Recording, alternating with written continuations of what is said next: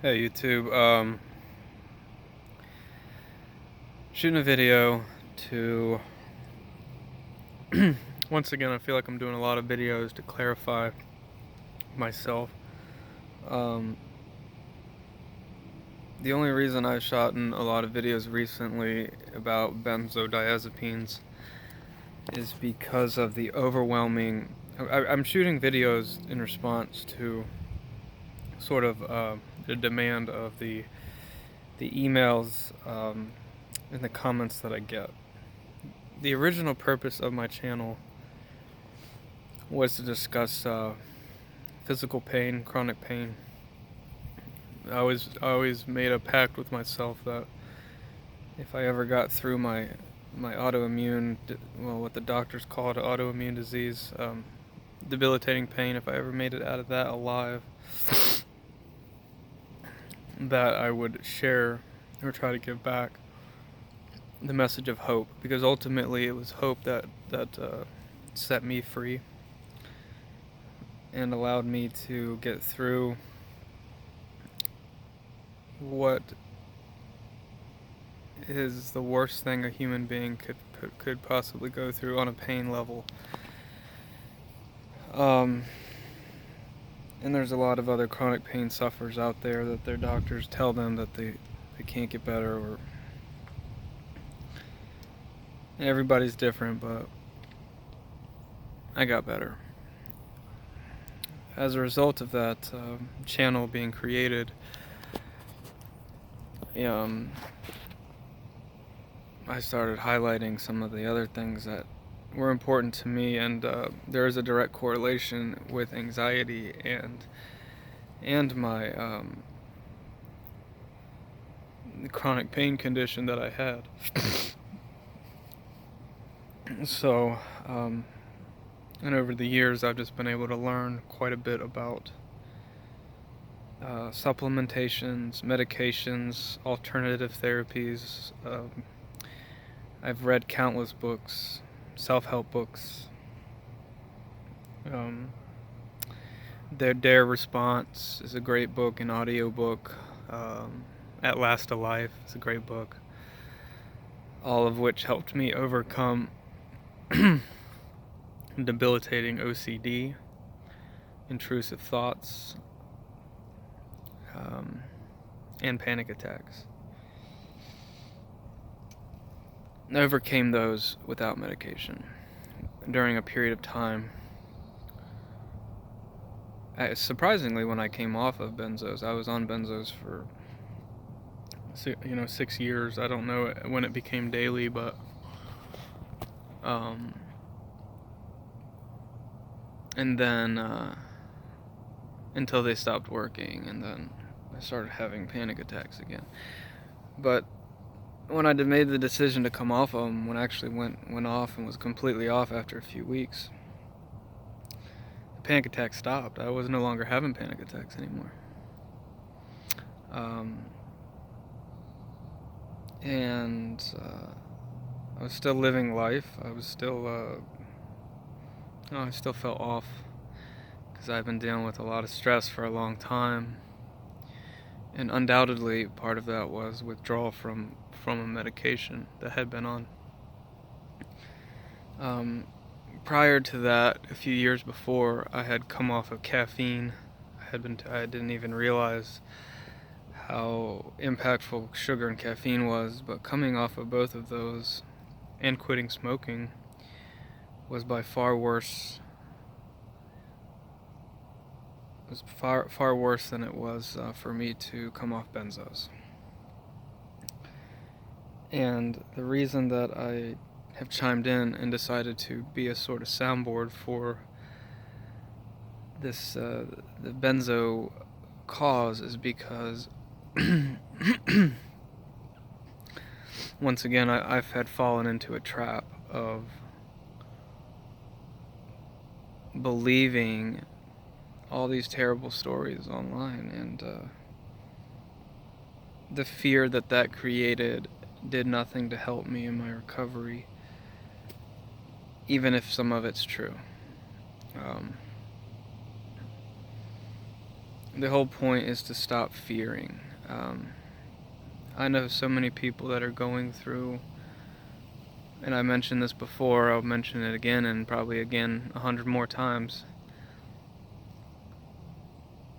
People that are psychotic, people that are having schizophrenic breaks, people that are having breakdowns and meltdowns and panic attacks and depersonalization, all of which have never touched any medications or never touched a benzo. And I know a lot of these individuals who have tried alternative therapy, such as myself, for years without any luck. You get to a point where, if your life is at a point where, and I'm in my, at this time in my 20s, and I lost a couple years to pain, and then now I was losing time quitting smoking and quitting drinking and quitting all that stuff. I ended up, it's very questionable, because when I became depersonalized after quitting drinking, I just thought one day I would just be better, and if I stayed healthy and things, it just wasn't the case for me. My family has low GABA. My family are alcoholics on both sides. There's a lot of physical and mental abuse. There's been lots of alcoholism. Everybody. Some people are predisposed to having lower levels of neurotransmitters due to genetics. This is how we're made up, right? This is why some people are naturally just assholes. This is why some people are really nice. This is why some people are really funny. Why some people are very creative. Everybody has a certain genetic or a certain genome, and that largely is because of their hereditary, and also because of their, the nature and nurture. It's a 50-50 street, and you gotta have both. I didn't realize the importance of, I always focused on, a pill, or for a headache, or a pill for this, a pill for that, because that's the society we live in. I didn't really understand the other part of it. I used to have really bad acne, as an example. I was very self-conscious. And I didn't realize that the diet I was eating had a lot to do with that. And sometimes stress is a choice. A lot of times. Some people are just naturally just go with the flow, and those people tend to lead happier lives. They tend to be content with smaller things. Some people, like myself, have grand ideas and reach for the stars, and doing so creates a lot of stress. Because of the drive that I have, I just have this tenacious drive that I have to get things done, and I have to do it now. And if it's not done now, I get very frustrated, and I've been that way since I was a kid. So I sort of just blamed everything. We always want a scapegoat. I blamed everything on benzos, and I was like, okay, well, if I can just put all this on benzos, this is why I feel bad. This is why my life sucks. Let me detox. Let me do coffee enemas. Let me do whatever I can.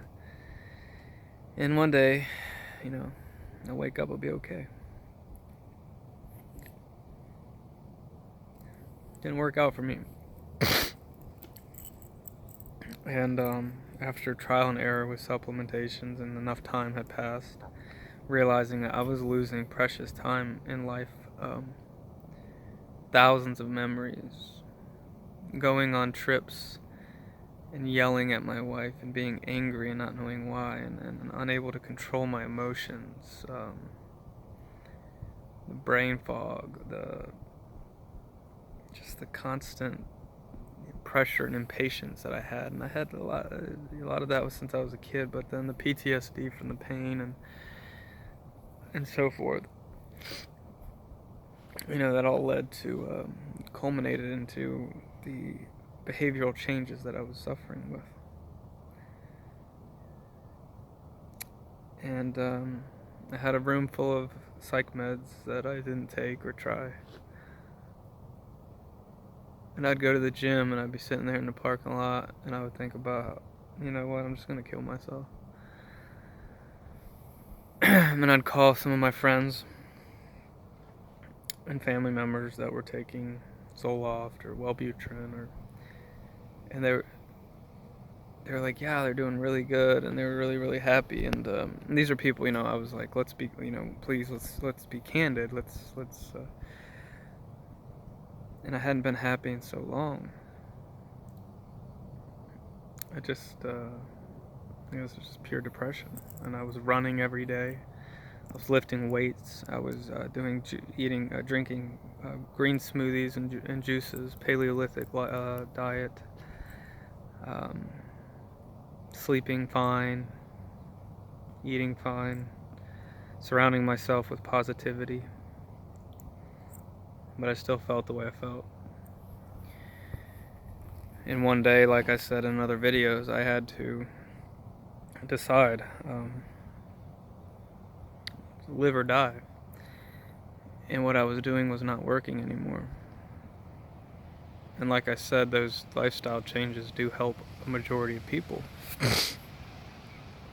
And at that time I decided that I probably had high glutamate based off my symptoms, and I went for a glutamate blocking medication. And I got on Lamictal. Within 3 weeks, I had energy for the first time in years. I felt happy for the first time in years. My clarity improved by 90%. My anxiety just completely dissolved. I was able to do things I hadn't done in years. I was able to travel 6 hours from home and stay in a hotel and enjoy myself. And I wasn't restricting myself. I was able to go out and get a pizza and not have to be all paranoid that I was eating grain and so forth. And I do support a Paleolithic lifestyle for people suffering from mental or non-mental issues, as it does help with inflammation and so forth. And just recently, I've dived into the actual mind. The actual, God told me to be still, and that the answer was in silence and stillness, which I actually heard that whispered to me. And I talked to some people, religious folks, who said that was very much a cornerstone of the biblical teachings, and I didn't know that. I don't know how to be quiet or silent because I was always go, go, go, go, go, and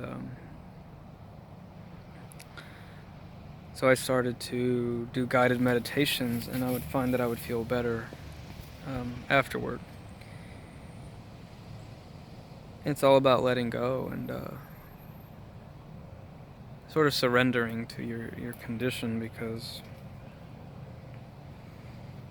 when you've gone through trauma, whether it's withdrawal or pain or abuse, your brain, the more trauma you go through, the brain becomes more and more hyper-vigilant, and it's always scanning for threats. And as a result, you become less and less in the real world. And the less and less you become in the real world, the more amplified some of your symptoms become, the more weirder that you feel. And then your brain starts looking for answers. Why do I feel weird? And people with benzos or coming off of them can often use that as a scapegoat. People that aren't on benzos use other scapegoats. May or may not be accurate, but the one thing I do know is that the mind can heal itself. You can heal from so many things if you let it. If you really just get in there, meditate, and give yourself a chance. So my channel isn't about benzos being good or bad. It's not about medications being good or bad.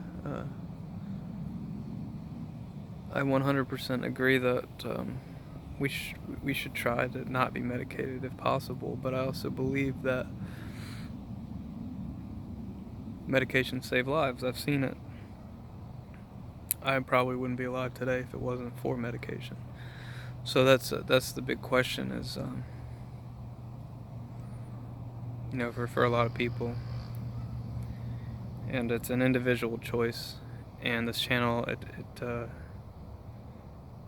this is just my story, and there are tens of millions of people out there in this country alone that are thriving and having children and families and going to cookouts and living life just because they found the right medication. And unfortunately, the medication helps counter the balance of the extreme stress and stimulation that we are under these days.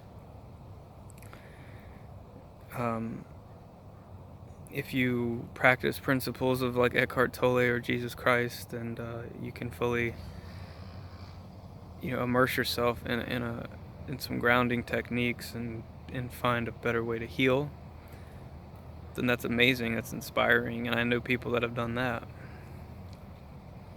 So for everybody, it's just about quality of life. I know people that lost family members or children to violent things or too soon, that went from thriving, functioning people to not being able to leave their house.